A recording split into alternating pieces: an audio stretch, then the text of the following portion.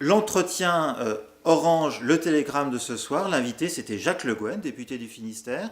Jacques Le Guen va être la tête de liste UMP pour l'élection régionale qui aura lieu l'an prochain.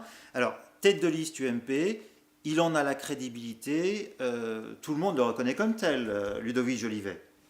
Oui, Jacques Le Guen a été désigné dans un processus, dans une règle du jeu déterminée par l'UMP au niveau national. Il y avait 5 candidats, c'est le seul qui va au deuxième tour, entre guillemets, comme il a dit lui-même. Je crois qu'aujourd'hui, il n'y a aucun problème Il n'y a majeur. pas de délit de démocratie. Il n'y a pas de délit de démocratie. Aujourd'hui, on est dans un processus de désignation.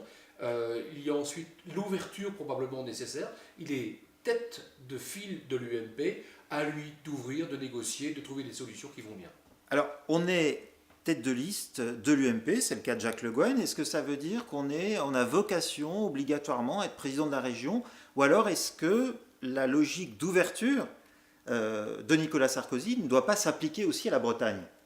Il est possible que d'ici un an, l'ouverture soit nécessaire et que Jacques Le Guen, tête de file de l'UMP, soit appelé donc à éventuellement négocier.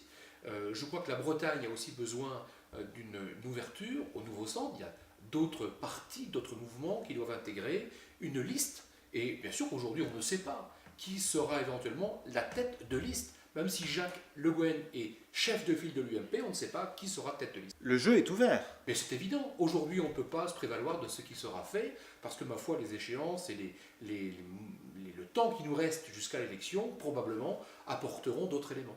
Alors, Jacques Le Guen, chef de file de l'UMP, bon, il y a une hypothèse dont on parle beaucoup, et d'ailleurs dont on a parlé ce soir sur Orange, le télégramme, Bernadette Malgorn. Qu'est-ce que ça vous inspire? C'est une hypothèse crédible, raisonnable? Mais on ne peut pas nier le nom Bernadette Malgorn. Elle est proche de Nicolas Sarkozy. Les uns et les autres la citent pour cette fonction.